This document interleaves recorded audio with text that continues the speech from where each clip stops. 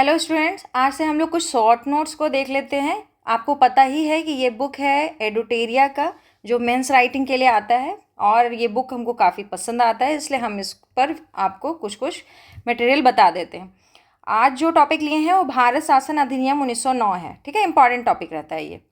20वीं सदी की शुरुआत राजनीतिक रूप से काफ़ी उथल पुथल वाला रहा, जहाँ एक ओर बंगाल विभाजन, क्रांतिकारी राष्ट्रवाद का उदय, मुस्लिम लीग का गठन तथा कांग्रेस में नरमपंथी एवं गरमपंथी के बीच बढ़ता विवाद आदि भविष्य में भारतीय स्वतंत्रता संघर्ष की दिशा तय कर रहे थे, वहीं कर्जन, मार्ले मिंटो आदि मिलकर भारत पर ब्रिटिश शासन के आधिपत्य को बनाए रखने के लिए रणनीति बना रहे थे। ठीक है, इसी क्रम में भारत परिषद अधिनियम 1909, जिसे मार्ले मिंटो सुधार भी कहा जाता है, को पारित किया गया। इस अधिनियम के मुख्य प्रावधान निम्न हैं। पहला है, पहली बार भारतीयों को भारत मंत्री की इंडिया काउंसिल और वायसराय की कार्यकारिणी काउंसिल में स्थान दिया गया। इंग्लैंड स्थित भारत सचिवों की परिषद में 2 भारतीयों, केसी गुप्ता और सैयद हुसैन बिलग्रामी को नियुक्त किया गया, जबकि वायसराय की कार्यकारिणी में सदस्य के रूप में सत्येंद्र सिंह को नियुक्त किया गया। केंद्रीय विधान परिषद में कुछ सदस्यों की संख्या बढ़ाकर 69 कर दी गई, जिसमें 37 स्थान सरकारी सदस्यों के लिए और 32 गैर सरकारी सदस्यों के लिए सुरक्षित था। यद्यपि गैर सरकारी सदस्यों का प्रावधान तो था, परंतु उनमें से कुछ को मनोनीत किया जाना था, ताकि सरकार इनकी सहायता से अपना कार्यवाहक बहुमत बनाए रख सके। ठीक है, कुछ लोग उनके मर्जी से रहेंगे तभी ना उनका कार्यवाहक बहुमत बना रहेगा।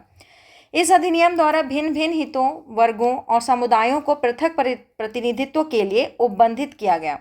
शेष सीट नगरपालिकाओं एवं जिला बोर्डों में बांट दी गई, जिन्हें सामान्य निर्वाचन क्षेत्र कहते हैं। काउंसिल के कार्यों में वृद्धि कर दी गई। बजट पर बहस करने तथा पूरक प्रश्न पूछने की आज्ञा दी गई। सदस्यों को प्रस्ताव प्रस्तुत करने की शक्ति दी गई, यद्यपि अध्यक्ष इसके लिए इनकार कर सकता था। बम्बई, कलकत्ता, मद्रास संयुक्त प्रांत की प्रांतीय काउंसिल में अतिरिक्त सदस्यों की संख्या में वृद्धि की गई। प्रांतों में विधान पालिकाओं का चुनाव विश्वविद्यालयों की सीनेटों, जमींदारों, जिला बोर्डों, नगर पालिकाओं, व्यापार मंडलों द्वारा किया जाना था। मुसलमानों के लिए पृथक निर्वाचन प्रणाली लागू की गई। सरकार इस अधिनियम को सुधारों का नाम देकर सांप्रदायिकता को बढ़ाया, जो राष्ट्रवादियों की एकता को तोड़कर उनमें दरार डालने की सोची समझी गई नीति का अंग था। केवल हिंदू मुस्लिम या हिंदू मुसलमान भेद करने से सरकार संतुष्ट नहीं हुई, अपितु देश को निम्न वर्ग एवं पूंजीपतियों, जमींदारों, व्यापारियों जैसे कई वर्गों में बांट देना चाहती थी। उपरोक्त आधार पर हम कह सकते हैं कि भारत परिषद अधिनियम 1909 के माध्यम से अंग्रेजों द्वारा भारत में उत्तरदायी एवं प्रतिनिधिक शासन की स्थापना का कोई प्रयास नहीं किया गया, बल्कि इस अधिनियम ने भारत में अंग्रेजों की फूट डालो एवं राज करो की नीति को लागू करने का जरिया बना, जिसका परिणाम आज़ादी के बाद देश के विभाजन के रूप में सामने आया। ठीक है, तो ये एक आंसर है, छोटा सा है। शॉर्ट नोट्स में ही आपको जनरली ये क्वेश्चन आएगा, तो आप इसको ज़रूर लिखिएगा। ठीक है, धीरे धीरे एक एक करके इसी तरह से टॉपिक कवर कीजिए। धन्यवाद।